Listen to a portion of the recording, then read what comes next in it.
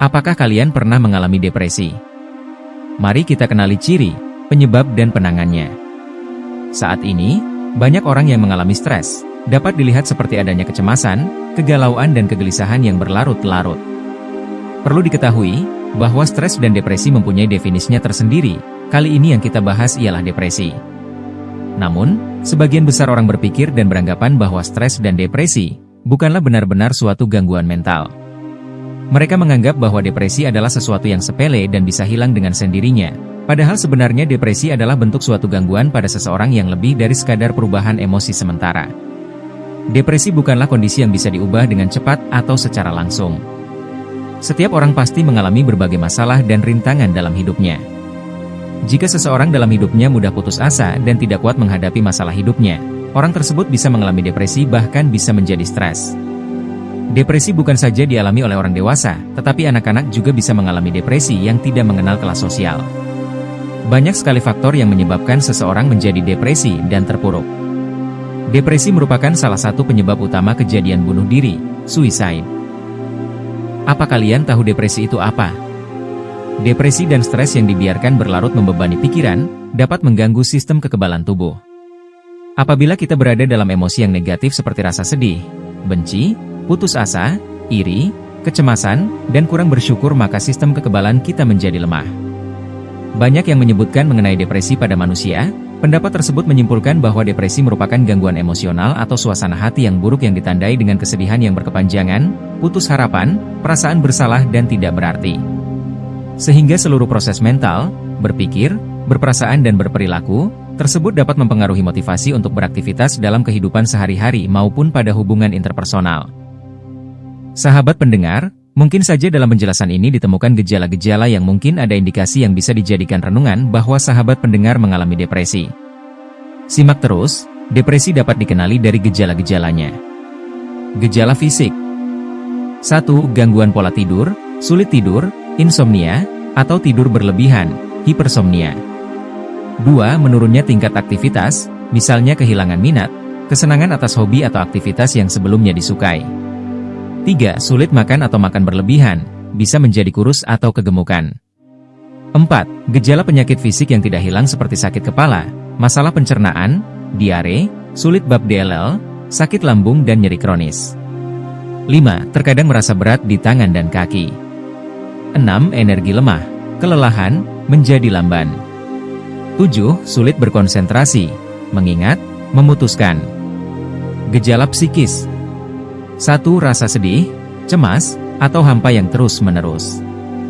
2. Rasa putus asa dan pesimis. 3. Rasa bersalah, tidak berharga, rasa terbebani dan tidak berdaya, tidak berguna. 4. Tidak tenang dan gampang tersinggung. 5. Berpikir ingin mati atau bunuh diri. 6. Sensitive. 7. Kehilangan rasa percaya diri. Apakah Anda mengalaminya? Depresi disebabkan oleh kombinasi beberapa faktor.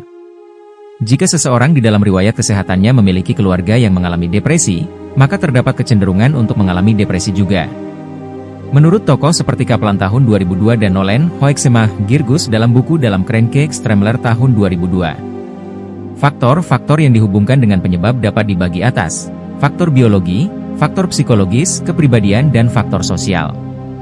Di mana ketiga faktor tersebut dapat saling mempengaruhi satu dengan yang lainnya. Faktor biologi. Beberapa peneliti menemukan bahwa gangguan mood melibatkan patologik dan sistem limbik serta ganglia basalis dan hipotalamus. Dalam penelitian biopsikologi, norepinefrin dan serotonin merupakan dua neurotransmitter yang paling berperan dalam patofisiologi gangguan mood. Pada wanita, perubahan hormon dihubungkan dengan kelahiran anak dan menopause juga dapat meningkatkan risiko terjadinya depresi. Penyakit fisik yang berkepanjangan sehingga menyebabkan stres dan juga dapat menyebabkan depresi. Faktor psikologis, kepribadian. Individu yang dependen, memiliki harga diri yang rendah, tidak asertif, dan menggunakan ruminative chopping. Nolen Hoeksema-Girgus juga mengatakan bahwa ketika seseorang merasa tertekan akan cenderung fokus pada tekanan yang mereka rasa, dan secara pasif merenung daripada mengalihkannya atau melakukan aktivitas untuk merubah situasi. Pemikiran irasional yaitu pemikiran yang salah dalam berpikir seperti menyalahkan diri sendiri atas ketidakberuntungan. Sehingga individu yang mengalami depresi cenderung menganggap bahwa dirinya tidak dapat mengendalikan lingkungan dan kondisi dirinya. Hal ini dapat menyebabkan pesimisme dan apatis. Faktor sosial. 1. Kejadian tragis seperti kehilangan seseorang atau kehilangan dan kegagalan pekerjaan. 2. Pasca bencana. 3. Melahirkan atau baby blues. 4. Masalah keuangan. 5. Ketergantungan terhadap narkoba atau alkohol. 6. Trauma masa kecil. 7. Terisolasi secara sosial. 8. Faktor usia dan gender. 9. Tuntutan dan peran sosial misalnya untuk tampil baik, menjadi juara di sekolah ataupun tempat kerja. 10. Maupun dampak situasi kehidupan sehari-hari lainnya. Sederet faktor sosial di atas menunjukkan adanya perubahan perilaku pada individu yang mengalami tekanan. Sehingga depresi berlaku akibat faktor sosial. Sahabat pendengar, seringkali kita dengar berita atau di lingkungan kita mengalami depresi yang berakibat fatal. Mari kita kenali resiko yang ditimbulkan akibat depresi. 1. Bunuh diri. Tekanan psikologis pada seseorang yang sangat kuat tidak bisa dibendung sehingga seseorang mengalami gelap mata. 2. Orang yang menderita depresi memiliki perasaan kesepian, ketidakberdayaan dan putus asa. Sehingga mereka mempertimbangkan membunuh dirinya sendiri. 3. Gangguan tidur. 4. Insomnia ataupun hipersomnia, gangguan tidur dan depresi biasanya cenderung muncul bersamaan. Setidaknya 80% dari orang yang menderita depresi mengalami insomnia atau kesulitan untuk tidur. 15% mengalami depresi dengan tidur yang berlebihan. Kesulitan tidur dianggap sebagai gejala gangguan MAT. 5. Gangguan interpersonal. 6. Individu yang mengalami depresi cenderung mudah tersinggung, sedih yang berkepanjangan sehingga cenderung menarik diri dan menjauhkan diri dari orang lain. Terkadang menyalahkan orang lain. Hal ini menyebabkan hubungan dengan orang lain maupun lingkungan sekitar menjadi tidak baik. 7. Gangguan dalam pekerjaan. Depresi meningkatkan kemungkinan dipecat atau penderita sendiri yang mengundurkan diri dari pekerjaan ataupun sekolah. Orang yang menderita depresi cenderung memiliki motivasi yang menurun untuk melakukan aktivitas ataupun minat pekerjaan dalam kehidupan sehari-hari. 8. Gangguan pola makan. Depresi dapat menyebabkan gangguan pola makan atau sebaliknya gangguan pola makan juga dapat menyebabkan depresi. Pada penderita depresi terdapat dua kecenderungan umum mengenai pola makan yang secara nyata mempengaruhi berat tubuh yaitu tidak selera makan, dan keinginan makan makanan yang manis bertambah. 9. Perilaku-perilaku merusak. Beberapa orang yang menderita depresi memiliki perilaku yang merusak seperti agresivitas dan kekerasan, menggunakan obat-obatan terlarang dan alkohol, serta perilaku merokok yang berlebihan.